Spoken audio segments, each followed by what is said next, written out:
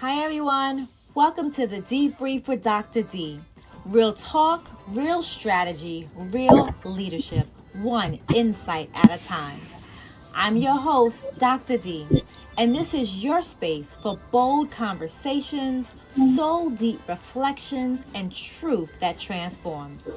Whether you're an executive, an entrepreneur, or an everyday change agent, this podcast is for you, navigating both public success and that private struggle.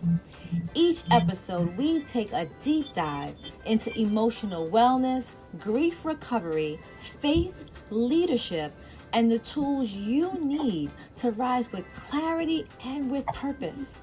This isn't just strategy, it's healing. It's a calling. This is the Dee-Brief with Dr. D. Let's get into it. Hello, good evening, everyone, and welcome to the Dee-Brief with Dr. D. Real talk, real strategy, real leadership, one insight at a time. I am your host, Dr. D, and I am so excited for this conversation today. We have been planning this for a couple of weeks, and we have some amazing panelists to have this extraordinary conversation. We are talking about the sacred intersection of faith and wellness. You know that I've been talking about healing and the importance of wellness and how we need to prioritize wellness for ourselves, particularly as people of faith. When we serve in the community, we serve strong, but God also wants us to serve well. So we are going to speak about being whole, being healed, and being held by God. So I don't want to belay the time. I want to introduce you to our amazing panelists. First, I want to introduce you to someone who's been a sister to me for years. She is a powerhouse in the government sector in Southeast Queens and all over. And I started to call her this morning by my last name, Williams, and Doctor, but we'll talk about that too. Reverend Taekwana Ty Henderson Rivers. She is the founder and CEO of Connective Strategies. It's a certified MWBE, a minority women-owned business for over 30 years of success in politics, advocacy, and public affairs. She is not only a seasoned lobbyist, but she is also a woman of faith and serves in the ministry as a reverend at her church. Reverend Taekwana Rivers, would you say hello to everyone? Hi, everybody. Looking forward to the discussion. Thank you, Taekwana. Next, I want to introduce you to someone I met recently, but she is also someone so amazing, Jenny Beckford. She is the founder of Greater Elevation, and she's a parent and teen coach. But in her community in the UK, she is known as the Bridge Builder. Jenny connects families, schools, and organizations to strengthen the relationship, boost emotional well-being, and support thriving homes and communities, which is super important for this conversation. So I want to introduce you to Jenny Beckford. Hi, everybody. Hi, so happy to be here. Thank you.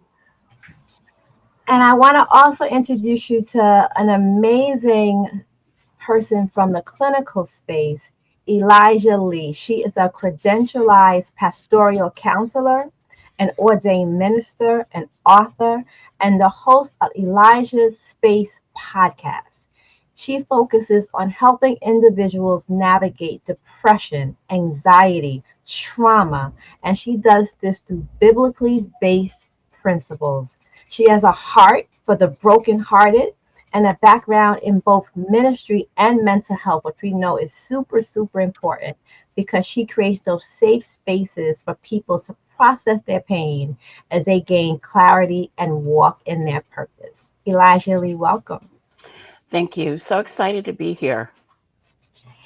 And then finally, last but not least, my mother of the group, Apostle Dr. Patience Oti. Dr. Oti is the senior pastor of New Jersey Tabernacle, Shekinah House of Worship, Maryland International Tabernacle, and serves as the president of Shekinah Charities. And she has services and and ministries, I want to say all over, in Nigeria, in Sri Lanka, in New Jersey, in Maryland, in Queens. She's just an all around spiritual warfare minister and apostle. So Dr. Oti, please say hello to everyone. Good evening. Excited to be here. Thank you, ladies. So I want to start with our first question, which is really the foundation of why we are here. We're talking about being whole and what it takes to be healthy, healed, whole, and held by God. So when you think about the word whole and this season in your life, what does it mean to be whole? And I'll start with Reverend Taekwana. What does it mean to be whole to you?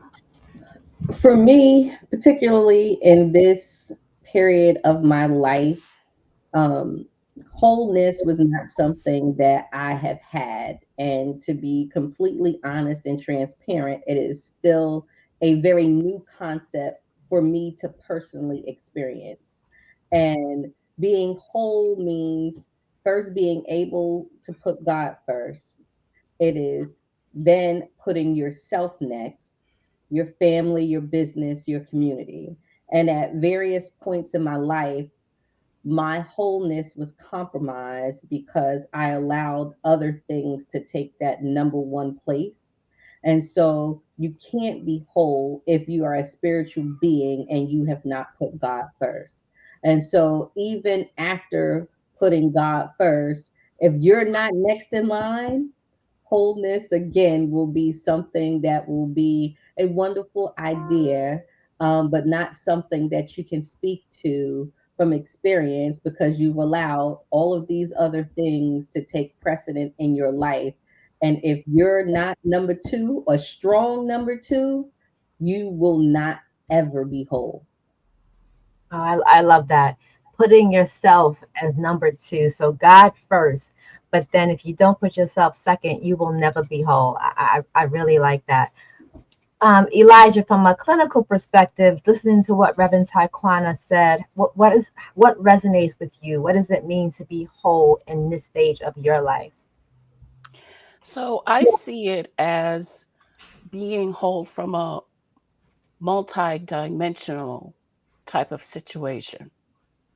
That I am in a state of harmony in all facets.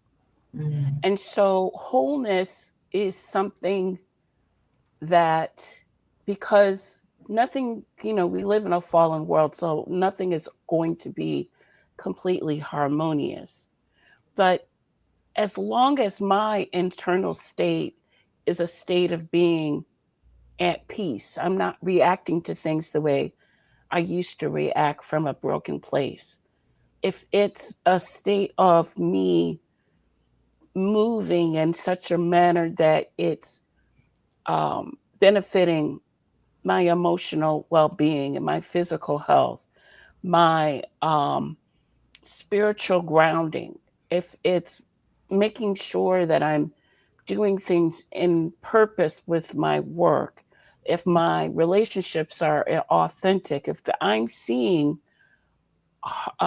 harmony, if I'm seeing peace, if I'm seeing joy, to me, that is what wholeness looks like. And it's not something that is always all the time because we live in a fallen world. But my reaction to it is not such a knee-jerk reaction. It's a reaction of grace, mercy, peace, love, all those things interacted within those multi-dimensional areas of my life. That's what wholeness looks like to me. Wow, that's great. Looking at it from all facets of your life and all dimensions of your life. Jenny, as the bridge builder, thinking about all dimensions of your life, working with youth and with children and helping to build that bridge, what do you think about wholeness? Wholeness for me means just knowing who I am, knowing my identity, being being at peace with the decisions that I've made, and getting me to be in this place, the woman that I am today, not looking back at maybe past mistakes, things that didn't go right in the past, but just knowing that, I'm here now and I am learning from maybe past failures, past mistakes, maybe the times when I didn't really know myself as I know now. So it's being at peace with who I am and being at peace that knowing that I'm here to really just have that impact, on the families that I support, and just really just staying in tune with myself and being true to myself. That's what it means for me. Yeah. I think we're all saying that the same thing, really tapping into who we are as people, staying true to ourselves, all dimensions of our life, but also putting ourselves right after God. Dr. Oti, I'm gonna throw the last response to that to you, but then I'm gonna add to that, as you're thinking about being whole and what wholeness means to you, how do you stay emotionally grounded in your wholeness while you're leading and serving others? Because you lead and serve so many people. So if you can combine wholeness and staying grounded for us, what does that look like for you? Yeah, let me first of all say that I agree with the first three speakers, and my scripture will be Isaiah 26:3. You will keep him in perfect peace, whose mind are steadfast. I truly believe, for me, being whole is walking in the fullness of who God created me to be. I'm a strong believer that we are tripartite beings: spirit, soul, and body. So when I'm spiritually grounded, emotionally aware, and physically present, I know that I'm whole. I'm in the right place. And at this time of my life, what wholeness means for me is that I'm not striving for perfection. I'm not looking for validation. I just want to be at peace with me, my spirit, soul, and body. And to attempt the second question, somebody here told us that we live in a broken world, which is true, and things happen every day. And for you to be able to minister to others, I always tell people you cannot pour out of an empty cup. That's right. You should make sure you take care of yourself first. Make sure you fill the cup. And in my ministry life, I tell them, I don't read the Bible to speak to you. I read the Bible to fill myself. And when I'm full, out of the overflow, I bless you. For me to be able to minister to others, I will be in the right place. And to say it in a better way, if my anchor is strong, I check in with God more than I check in with man. If I need to, I just make sure I'm in the right place and that he's filling me up. And with that, I can always minister to people. Even when it doesn't mean that everything has to be 100%, no matter what is going on. Because of the person I trust, I look beyond what is happening and look at the person that gave me life. Thank you. Oh, I love that, because as long as we check in with ourselves, then we have the tools we need to stay emotionally grounded. We're not looking for approval from other people or what someone else needs. It's about being whole and by staying grounded within ourselves. Jenny, how do you stay grounded within yourself while serving others? How I stay grounded is make sure that I have my time with God. That for me is the first thing above everything. Making sure that I am connected to God, praying, reading the word and meditating on the scriptures. That's something I set that up, first thing in the morning, as soon as my eyes open, that is for me. I also make sure that I'm checking in with myself. Sometimes I will, every day I have like an app on my phone, and it will go for a certain time, like at lunchtime. And I will just, check in. How's Jenny doing? I even say to myself, how are you doing today? How's everything?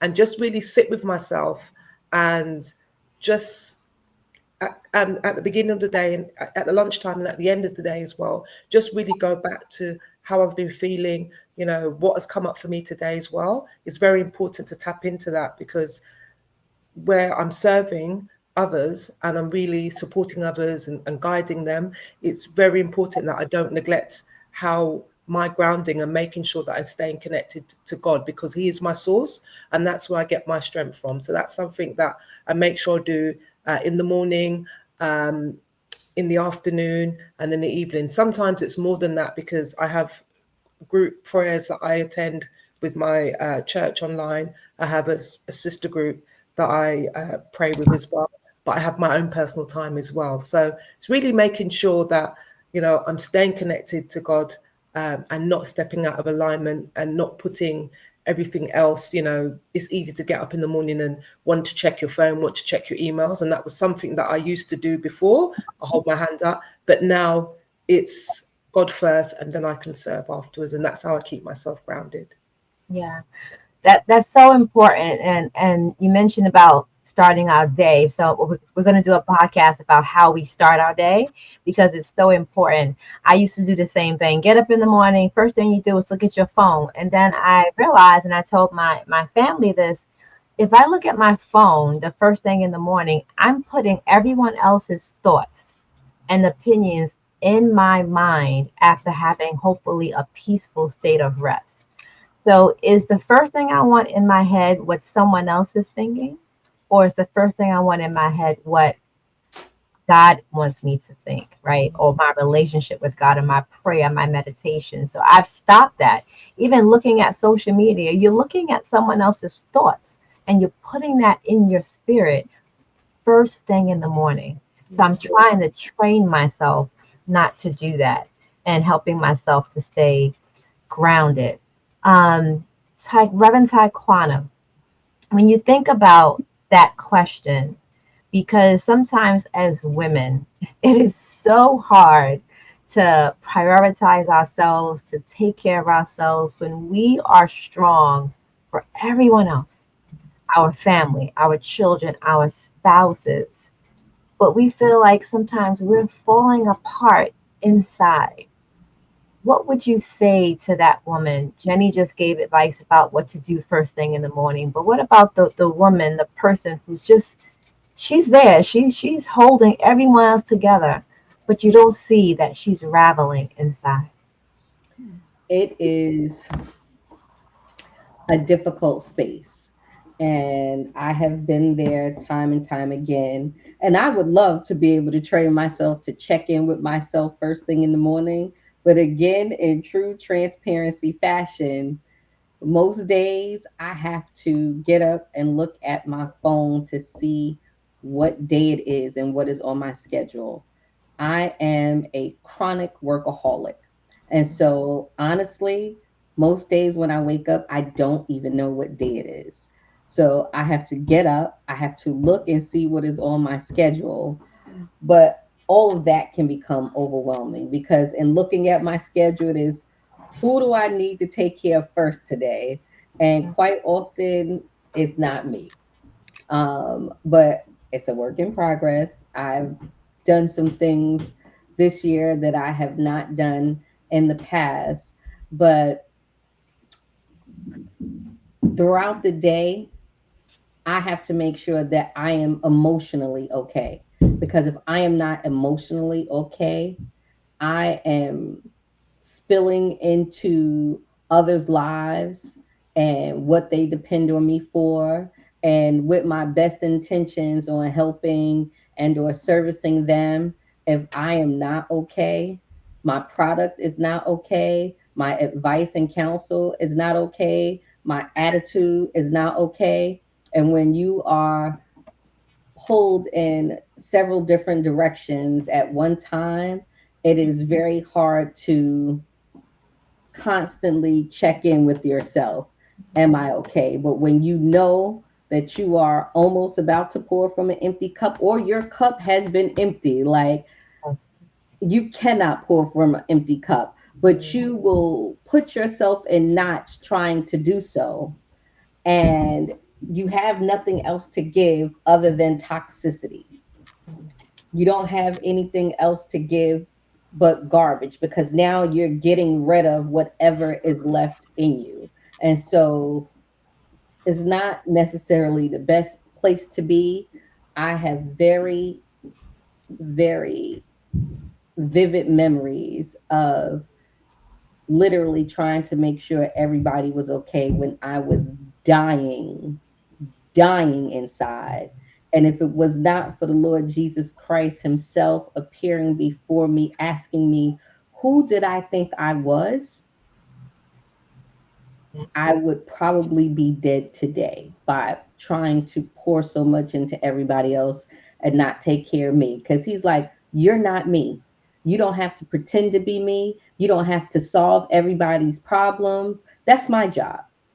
And so every now and again, I get that lesson like, you don't need to do this.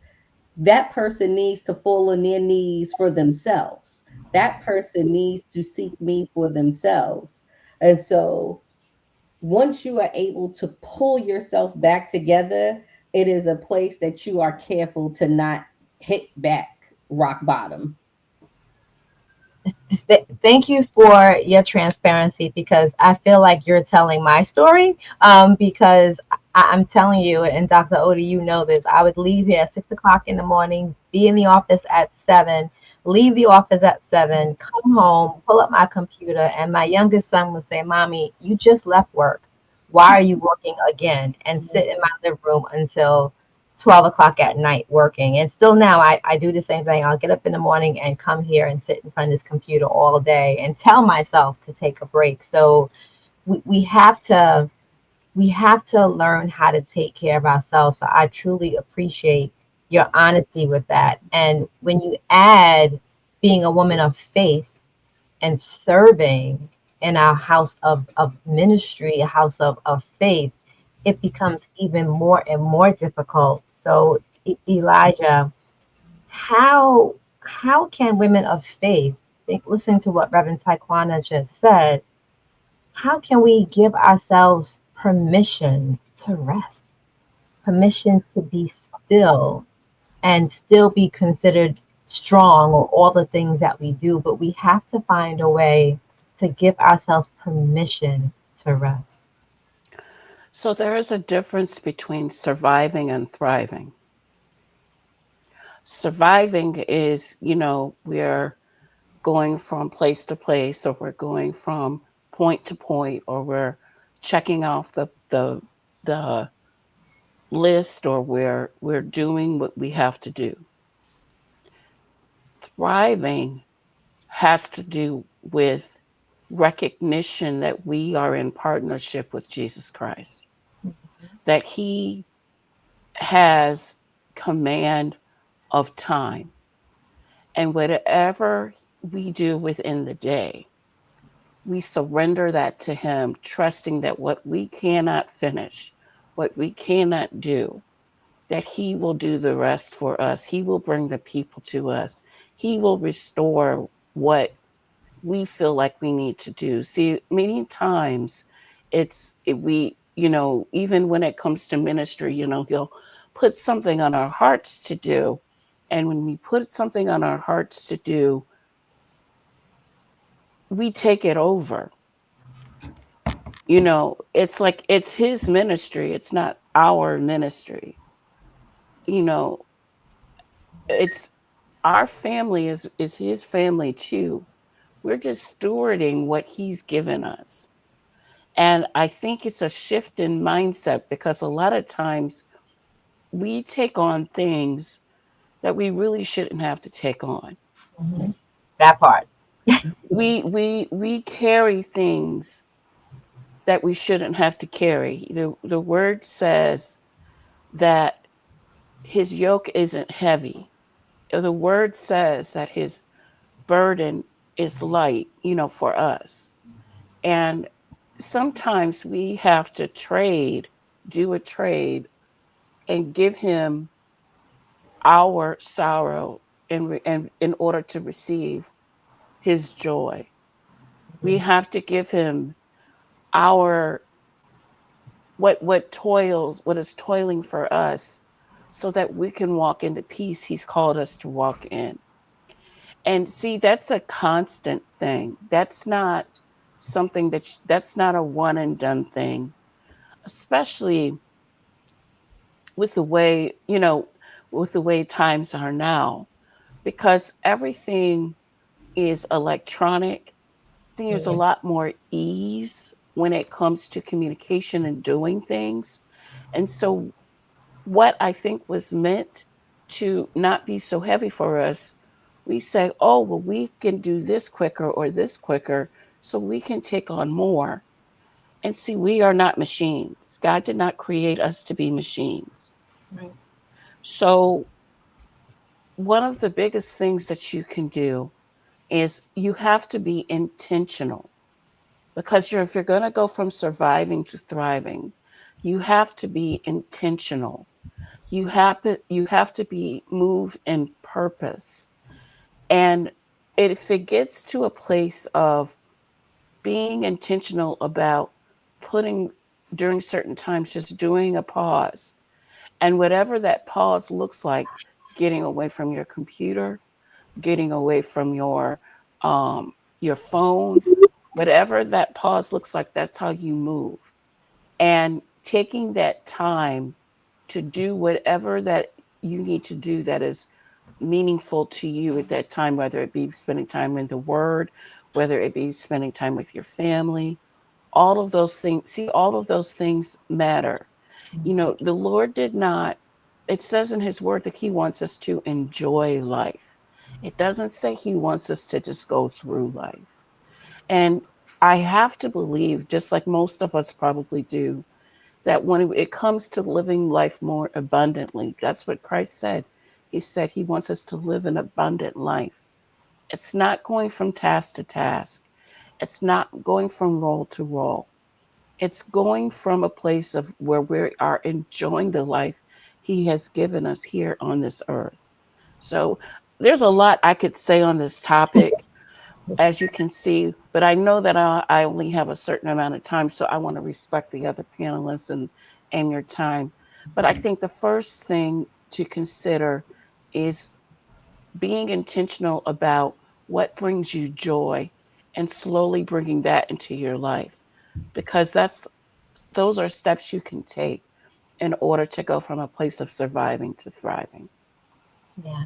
No, I know. I could tell there's so much on that topic because it's something that we really struggle with. And we probably just need to have a conversation about that topic alone, take up the whole hour and a half, because it's really a struggle. And, we also have to make sure we set boundaries related to our healing, our growth, our wellness, and our peace.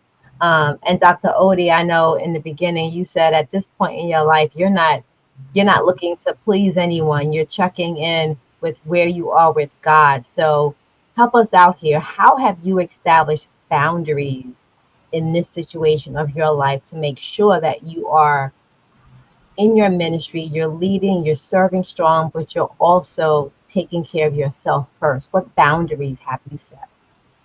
I'll start by saying that certain things happened in my life and it helped me to have a real paradigm shift. The first boundary is that before I didn't know that there was a word called no. Yes. And I cannot say no without being guilty. Mhm.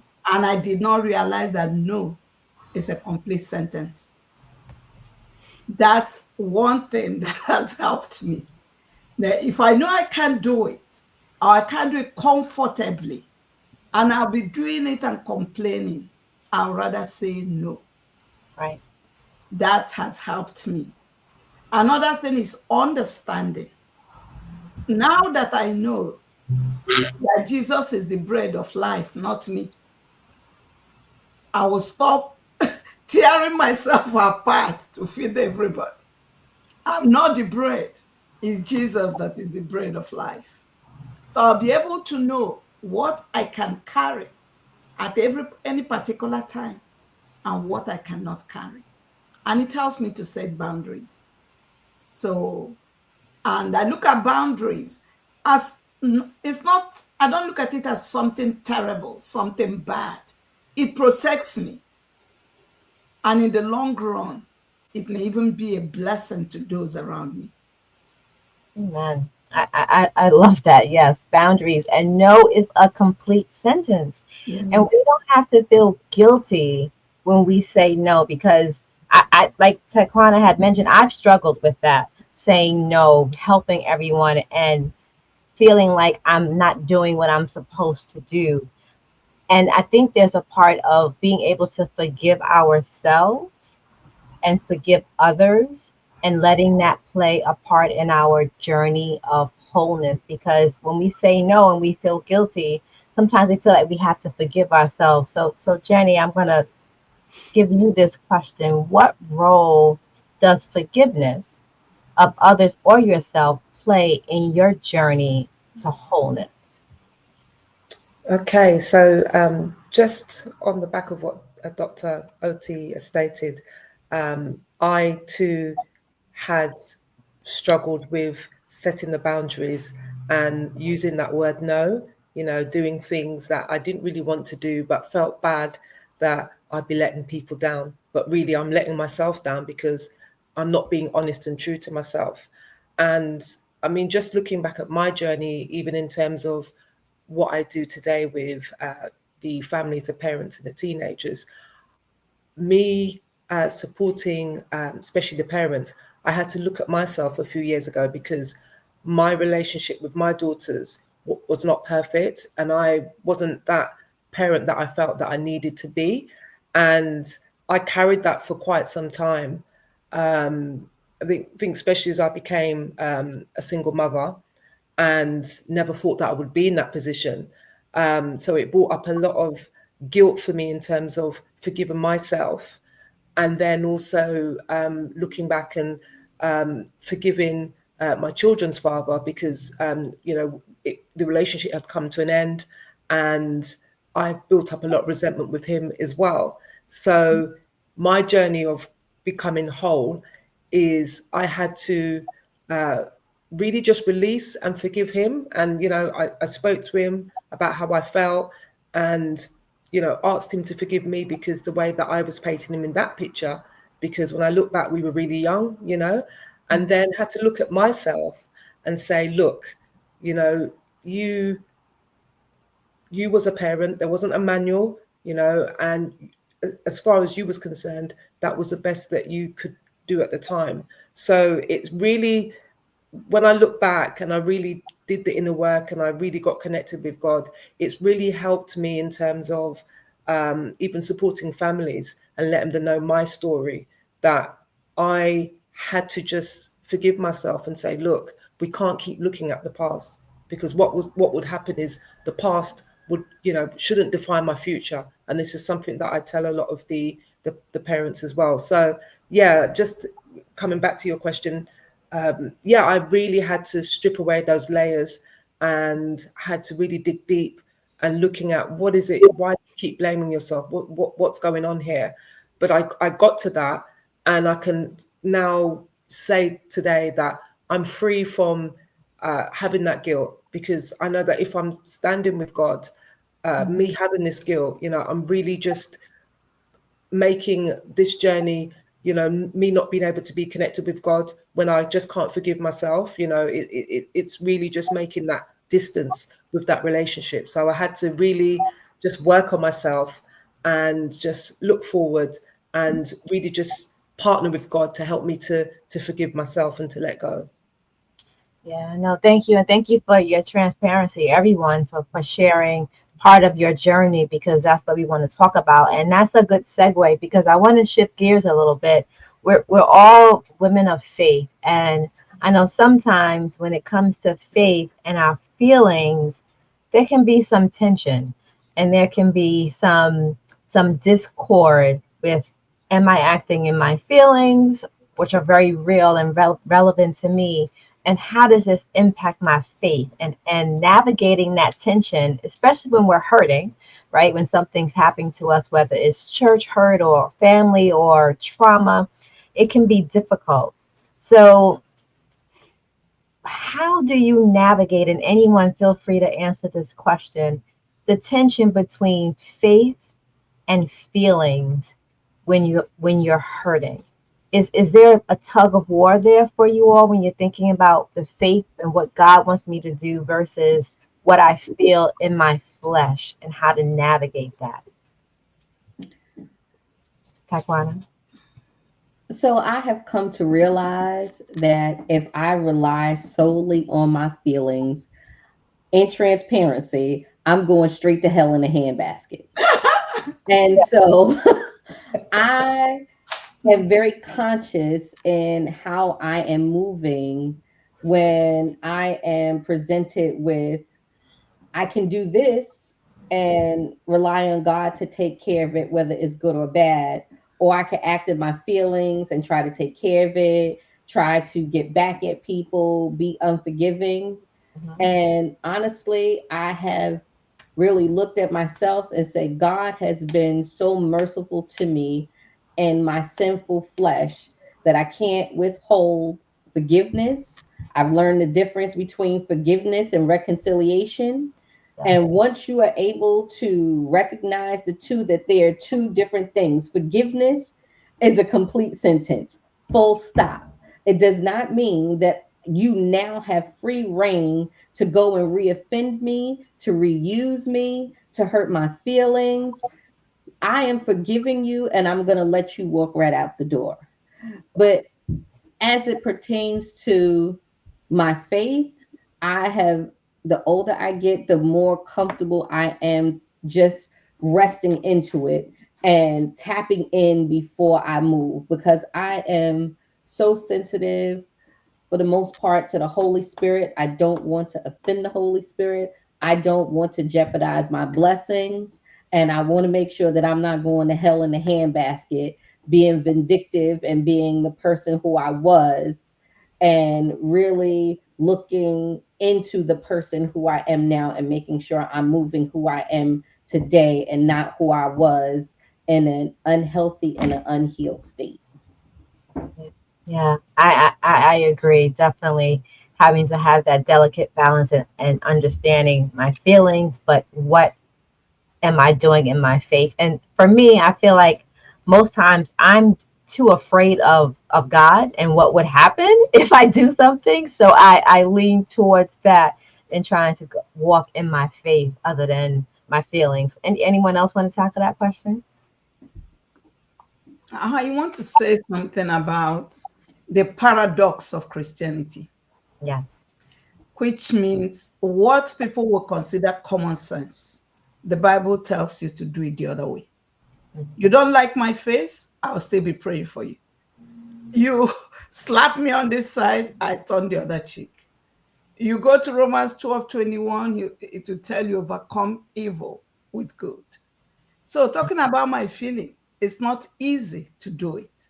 But when you recognize that you are walking by faith, not by sight, and you are not actually supposed to go the way you are feeling, that gives you an extra strength to do it the other way. That becomes the wind beneath your wings, because you know, if you're a Christian, there's something like the paradox of Christianity. You cannot do exactly what the world is doing. You have to go the other way, take the narrow path. Yeah. Take the narrow path. We have to go the other way. And when I think about going the other way, thank you for that, Dr. Oti. I think about how faith has shaped and sustained my emotional healing journey. And for me, everyone, knows in this call, I've went through a very sustained period of compounded grief over the past 6 years in the transition of my mother, my father, and my sister. So grief became a part of my deeper purpose and spiritual growth, but it also gave me non-negotiables. I hate that it took that for me to establish those boundaries, but I have non-negotiables. If something robs my peace, it leaves my life. And I go by this motto: what you welcome into your life, you have to entertain. So I've learned not to welcome certain things into my space and into my spirit. So as you're looking at your faith walk and your healing and your wellness, what are some non-negotiables that you have had to establish for you? So different than boundaries, but things that are just, it's a non-negotiable for your healing and for your peace in your journey. Can I jump in? Go for it. My me time with God. There you go. No matter what is going around me, I want to keep my time with God. It's non-negotiable. And the way I look at this, if what is happening to me can succeed in pulling me away from God, it will kill me. Because that's what the devil wants to do to you. So I will never allow that to happen. So I make sure. Another thing I discovered in life, things that you don't schedule, you don't do them. Yes. I've come to realize people who say, hey, I will pray, I'll read the Bible, I will do this, I'll jump over. They don't do it. So I try to do a schedule and I try to follow it. Another non-negotiable for me is this. I journal. Journaling, I think I've journaled for over 25 years. It's so part of me. I think on the paper. That's when it gets here, it's getting down. I think on paper. And it has helped me a great deal in life. So I don't know if that will help somebody. It helped me because when I look back at my journal as well, but when I look back at my journal, they were complaints. My journal was, this went wrong, that went wrong, I'm upset about this. So I just transitioned, I want to say within the past 2 years, Dr. Oti, my journals to be gratitude journals.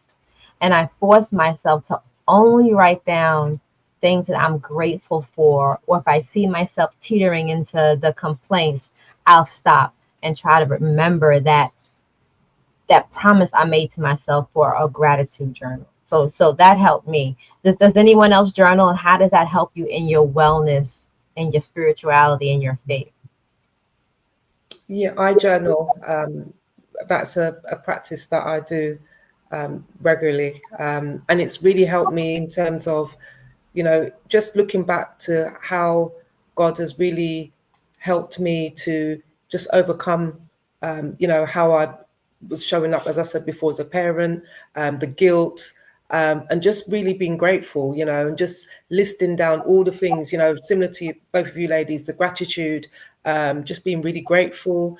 In my journals, I write prayers, just really just writing it out all on paper, what I'm grateful for and what I'm looking forward to happening and what expectations that I have as well. So it's really helped me in terms of really just filling up my spirit and keeping me connected and grounded throughout the day. Yeah. Same here. So I want to get into our whole, healed, and held conversation. Being held by God. And I'm going to throw this question to everyone. As you're thinking about your wellness, we talked about boundaries, we talked about what wholeness and wellness means to you. What does it mean to you as you're going through healing to be held by God? Not in theory, in real life. I can say for me, as I was going through my grief journey, it became a portal to deeper spirituality for me and deeper spiritual growth. But I really felt like I wasn't able to get through that process without God holding me and being held by God. So I'll ask you, and Elijah, I'll start with you. What does it mean for you to be held by God in real life and not just in theory? How does that feel? For me, what it looks like to be held by him is I hold on to his word. So it doesn't matter what the situation or the circumstance. I'm not negating the situation or the circumstance. And I'm not even negating what I feel. But I've realized in different seasons of my life that His word will sustain me. His Mhm. word will hold me. His word will see me through. And you can't go wrong with His word because His word is life. His word is healing. His word is hope. So, what I've done in my past and in my present is I've just held on to His word.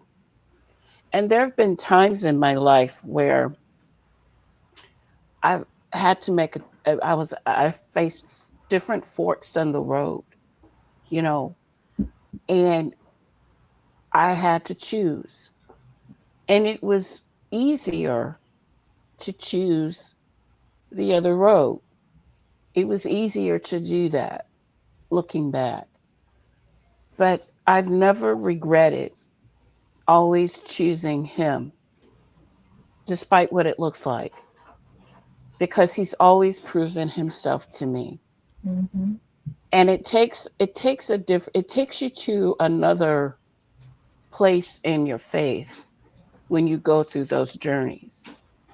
And you know, there's that scripture that says, I've never seen the righteous forsaken, nor his seed begging for bread.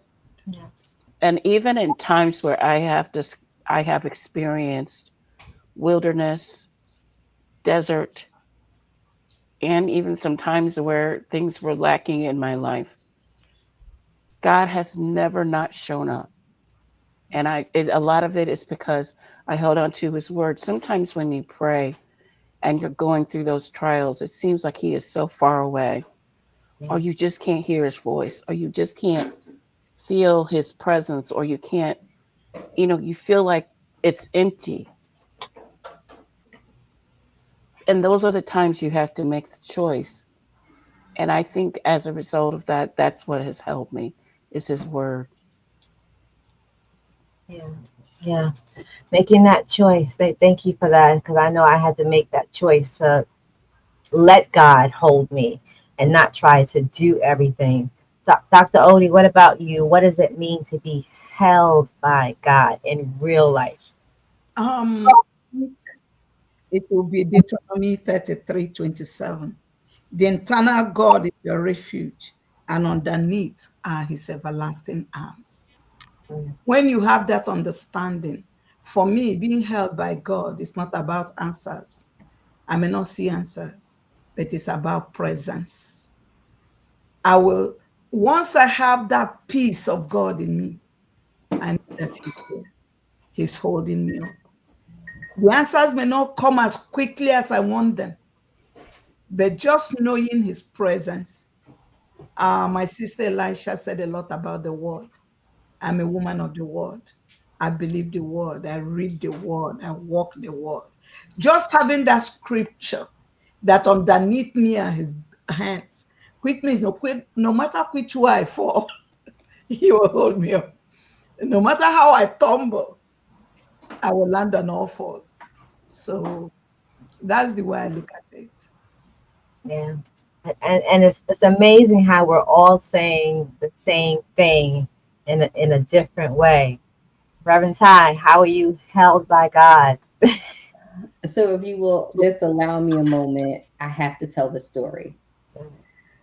About 17 years ago now, I buried my first child. I had had a number of miscarriages, and 17 years ago, I had a stillbirth at 28 weeks. And it was probably the worst trauma I have experienced in my life. And in getting through that, I could not understand why. God, why wouldn't you let me have this child? There's so many people out here having babies. They can't take care of them. They're bad parents. Why did you take my child? And the long story short was God said to me, you can't live how other people live. I have blessed you and I require more from you than I require from other people. And I have a call on your life. And for you to complete the call that I have on your life, you have to walk a certain way. You have to talk a certain way. You have to live a certain way. And he told me that I would be a mother. Fast forward about 4 years after then, I was a mother and I did give birth to a child. That was a very scary process. I'm going to fast forward to 2020 that Dr. Darlene is very familiar with. I was pregnant again. I was married. I was pregnant with my second child, the child that the doctors told me to abort at 13 weeks because he was going to be born with developmental delays and Down syndrome. And they threatened me with, you're going to die, your child is going to die, or both of you are going to die. And if you don't die, you're going to so severely damage your organs, and your child is going to be such a burden on your entire family, it won't be worth it. And at that moment, I knew that I had to rest in God, because God told me that if I walk this way, if I live this way, I was going to be a mother and that I would not bury another child. And so being able to hold God at his word, because you've recognized that it was him who said it to you. God is not a man that he should lie, and he doesn't change his mind.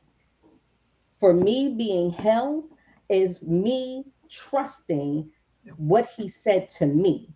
The word is the word is the word. But when you have a personal relationship and experience and you hear from him, being held is holding on to that word. When I was a teenager, I always loved the book of Job so much. And there was a scripture that I did not understand, and it was Job 13 and 15. It said, though he slay me, yet will I trust him. And for decades, I could not understand, God, why you got to slay me? And I still got to trust you afterwards.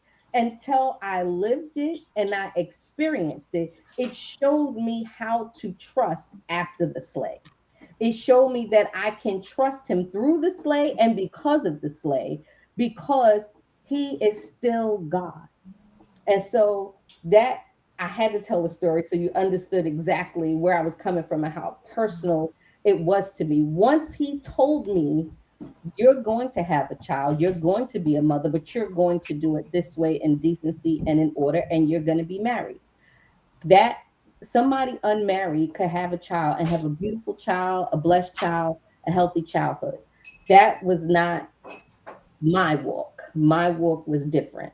And so I had to walk that walk. I had to do what he said to do the way he said to do it. And that is how I know I was held. When I got to the place with my son, who is now going to be 5 years old,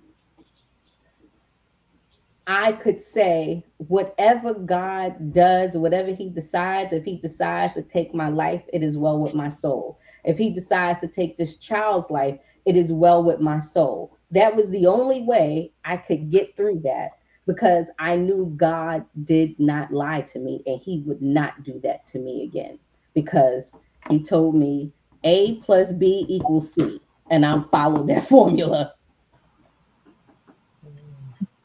Thank you, Reverend Taekwana. Every time you tell that story, and for the other panelists, I know this part of Reverend Ty's life. It's amazing to me because we go through these situations where we absolutely have to depend on God to hold us.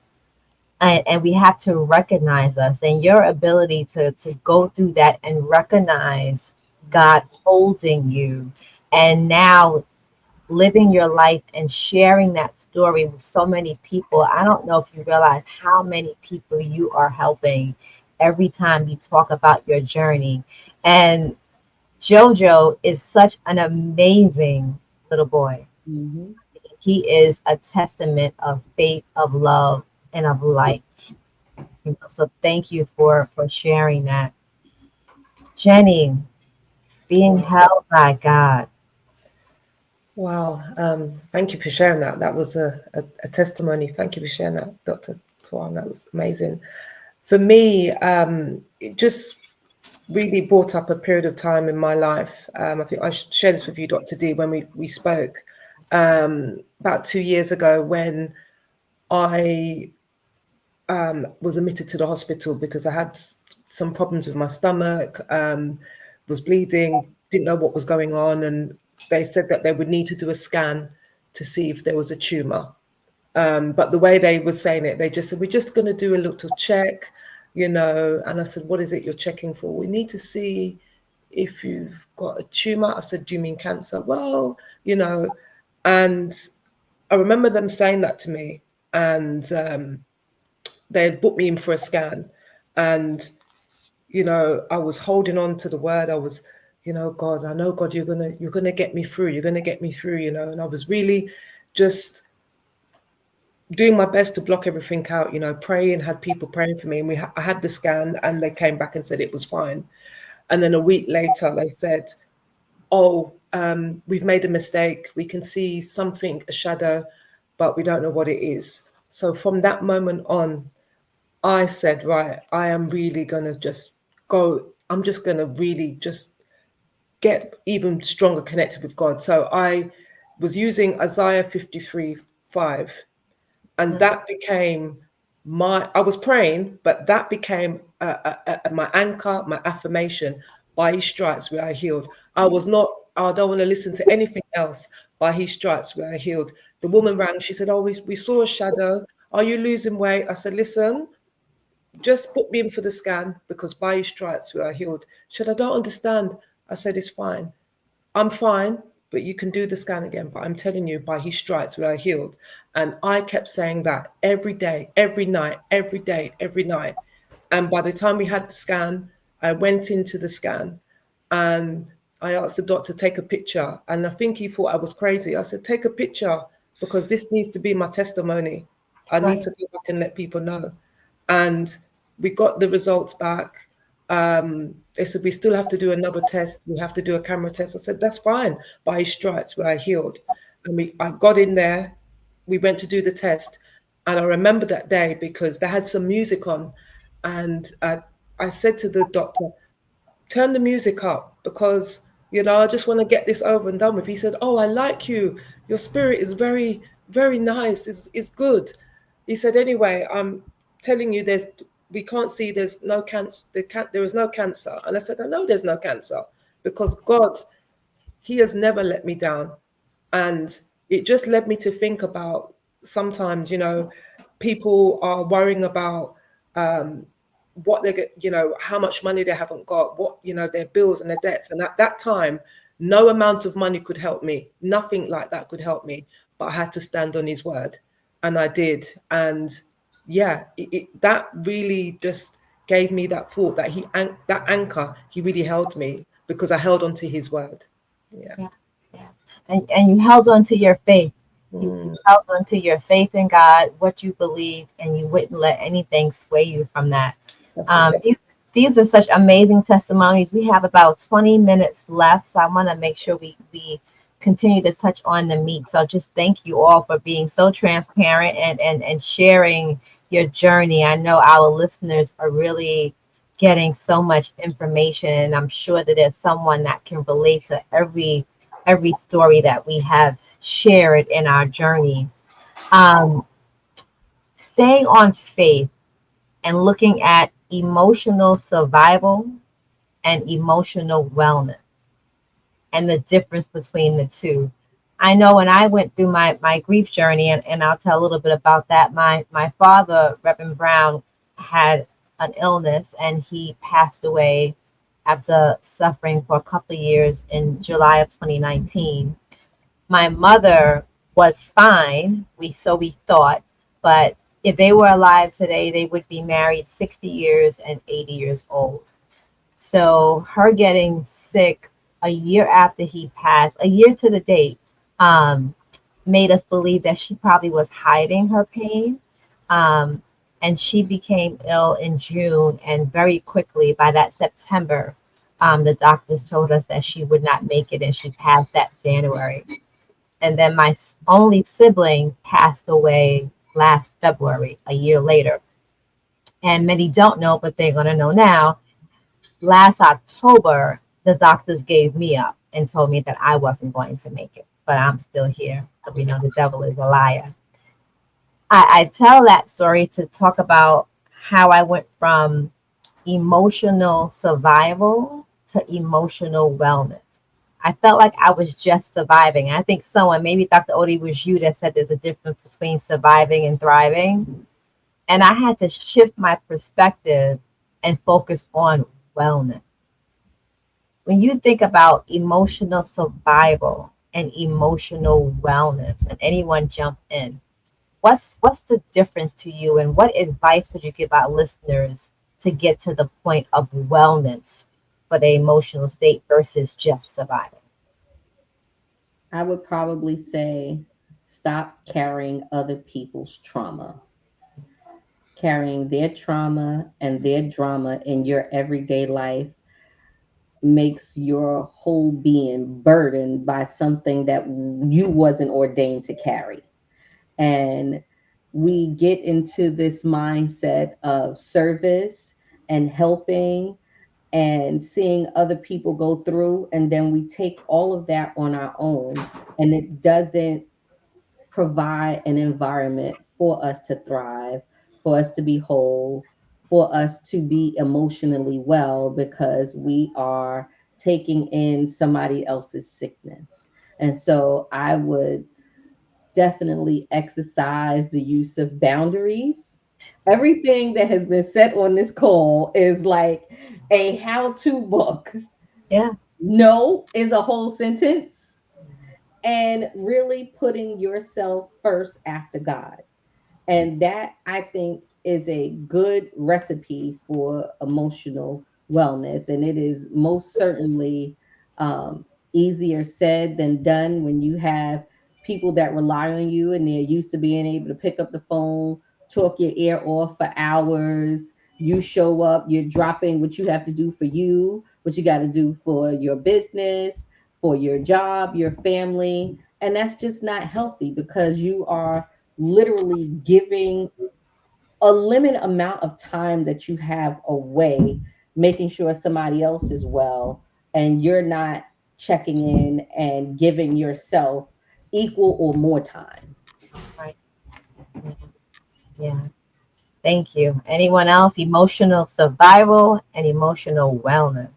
Yeah, I think that emotional survival is reactive, Mm. while emotional wellness is rooted. What do I mean by that? When I suppress things, I'm just trying to push through. I'm almost numb, Yeah. but I'm still trying to put up a face. For me, it's emotional survival. But when it's emotional wellness, it has to do with being present, being intentional, running it through with God, knowing exactly what the problem is, getting to the root of it, and coming to the place of peace. Then I know I'm living. This is a how-to book, just like Reverend Tan said.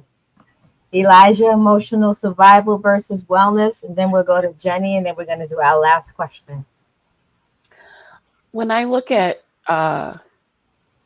surviving versus thriving, when you are surviving, we tend to do is we pick up those unhealthy, toxic, negative things that it took for us to survive within those situations. And when you're in a space of thriving, Mm-hmm. we have shed those negative things so that we can be in a healthier space, a happier place, a place of joy. In a way, surviving is another phase or another place within victimization.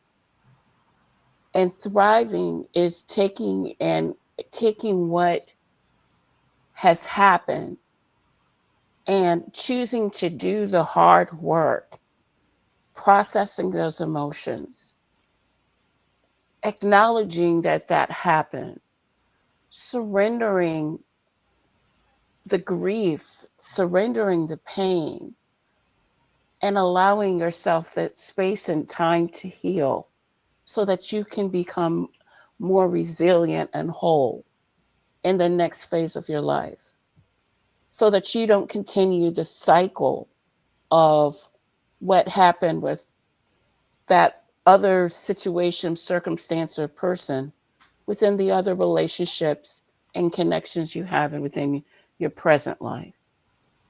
It's truly making the choice to say goodbye to the past and not continuing within those unhealthy patterns that help to maintain the really the chains that kind of continue those things on, is dealing with those things so that you can move forward, you know. And that's really what the biggest difference is.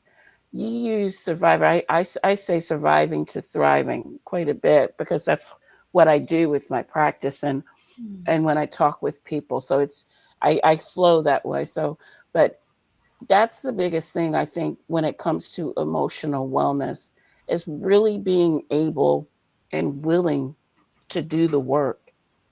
You know, it's not enough just to say, I know this is happening, but actually doing the work makes the difference when it comes to emotional wellness. Yeah, I love your point about making sure we don't get into that cycle, because if we don't pay attention, we'll end up just repeating it continually. Jenny, what are your thoughts before we get to our last question? Yeah, just want to add to what Alicia said. For me, emotional survival, it takes me back to thinking about a period of my time in my life when I was addicted to chaos. It was, everything just, I just wasn't able to sit still. If I was sitting still, this is too quiet. I need to be doing something. And because of all the years where I've worked multiple jobs, carried I'd say this title on my back, I'm the single mum, I have to survive. I have to be addicted to chaos. I've got to work 2 or 3 jobs because of my daughters. And then as I started to do the inner work on myself, and it made me realize that way of being is something that you've just continued as a cycle. And then I thought it was normal. So when I started to work on myself and became really tapping into the emotional wellness, to know that you don't have to be juggling 600 things at once, to say, like, look at me, I'm strong, I'm a single mom, I did it by myself, I brought up these twin girls. But just getting to a time when I had to, as Alicia was saying, break that cycle, because that cycle had been following me for years, to a point where it became part of me. And I started to wear it as a badge of honor when people would say, oh, you're always doing this, you're always doing that, So when I started to do the work on myself and realize that actually it's normal just to be calm and not always having to have this badge that I've got to do it all, and I've got to do everything now because I've got to be strong. So yeah, that's what that brought up for me. Thank you. Yeah, no, yeah. So this has been such a great conversation, and we have dropped so many gems about wellness, about spirituality, about faith. For our last question, and I would love for you to use this as a way of speaking to someone that you think needs to hear it, whether it's a woman, a child, a person. If you were to give advice to someone who may be feeling stuck, someone who's watching this call, who is stuck, whether in not knowing how to set boundaries, not believing that no is a complete sentence, just running and living in chaos, as Jenny just said, and they're feeling stuck mentally, spiritually, or emotionally, what advice would you give to them to get unstuck, to help them through the process? The advice I would give is pray and then center yourself. quite often we are doing things that could be described as either people pleasing or having a savior complex. And both of those things are a recipe to run yourself down, to constantly be unhappy, overwhelmed, and overworked. And so I think it's very important to learn who you are. What are your own boundaries? What are things that are triggers for you? What are things that, if you know, if you take it on, it's going to take you under? What are the things that will make you happy? What are the things that will bring you joy? Do you know what joy is? Do you know the difference between happiness and joy? Are you seeking happiness or are you seeking joy?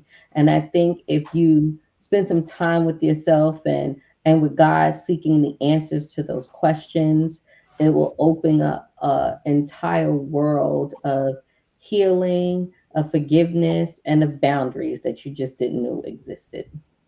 Yeah, yeah.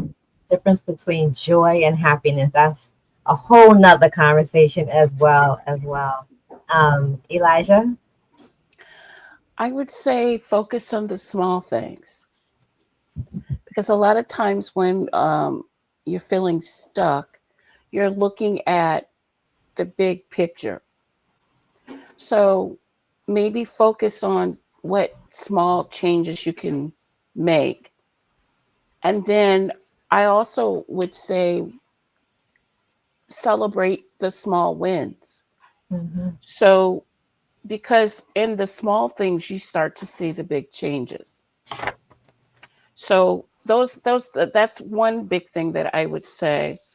And then also, too, I would also say to reach out to, you know, not just reach out to your community, but continue to reach out to your circle for support.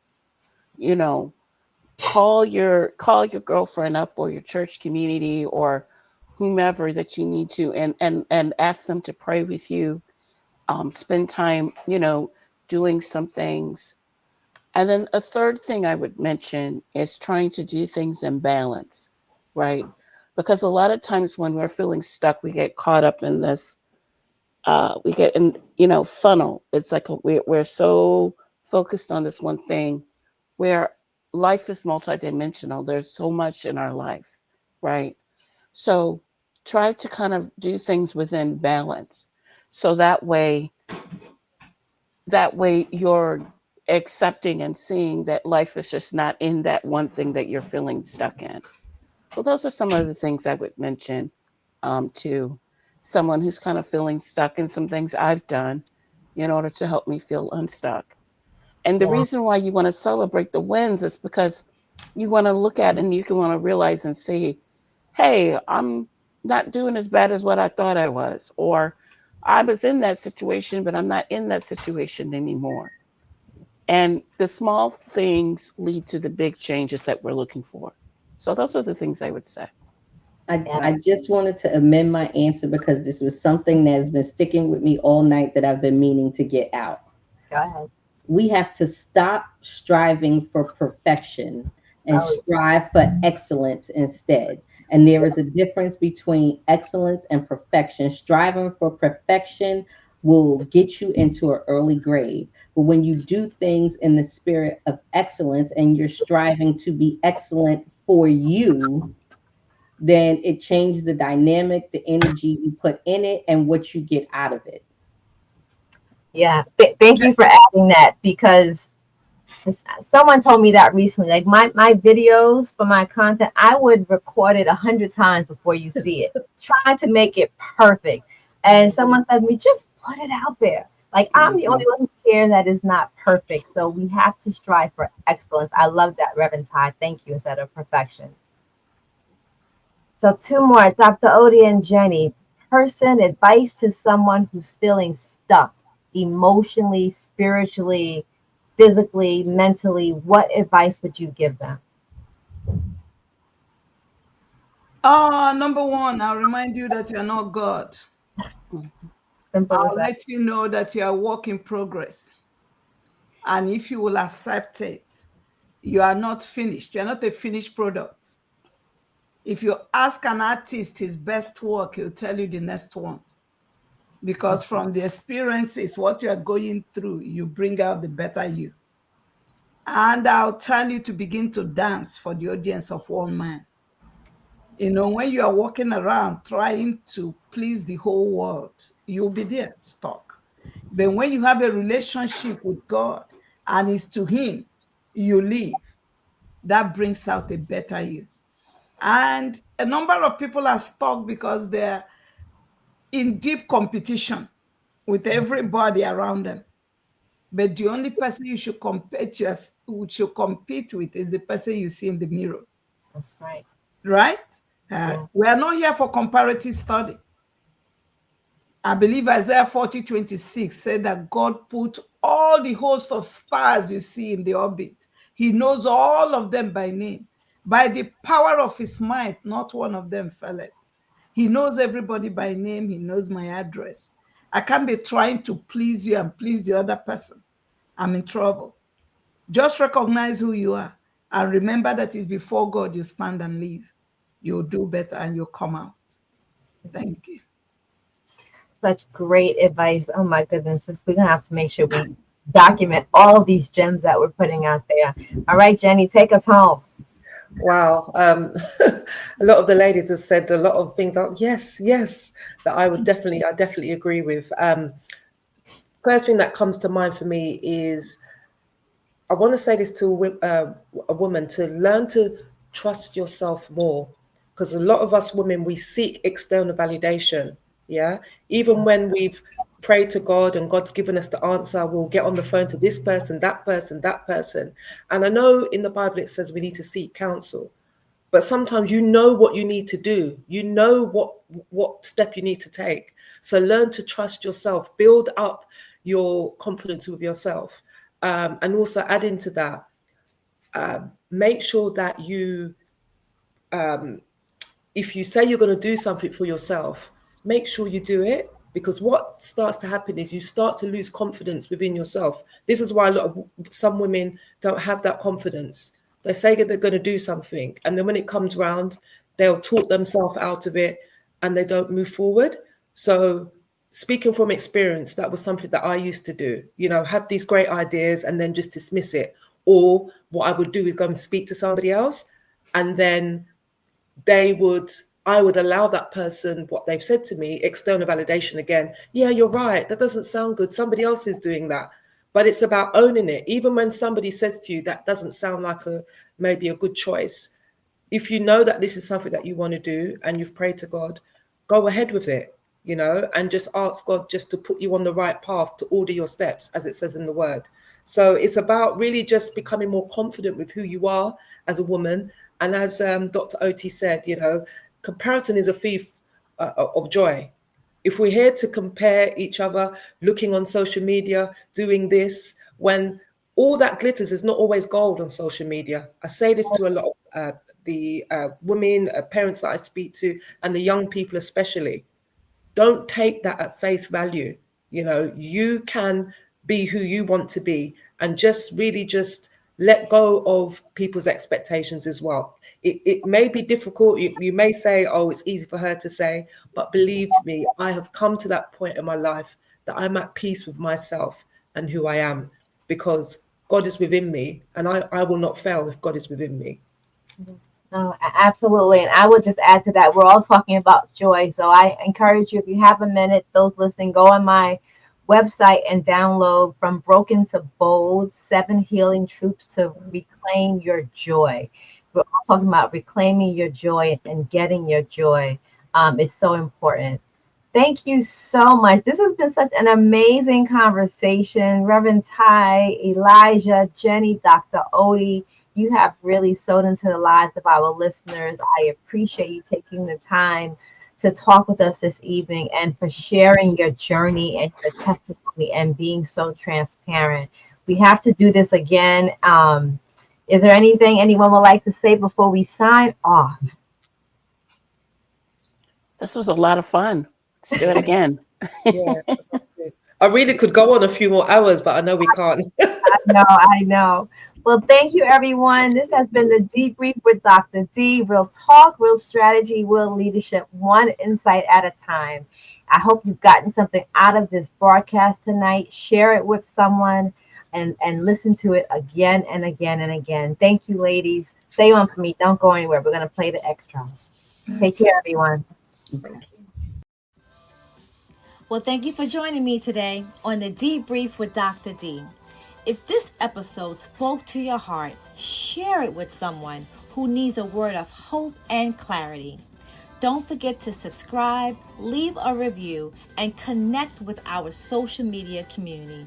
And remember, healing is not weakness, it's wisdom.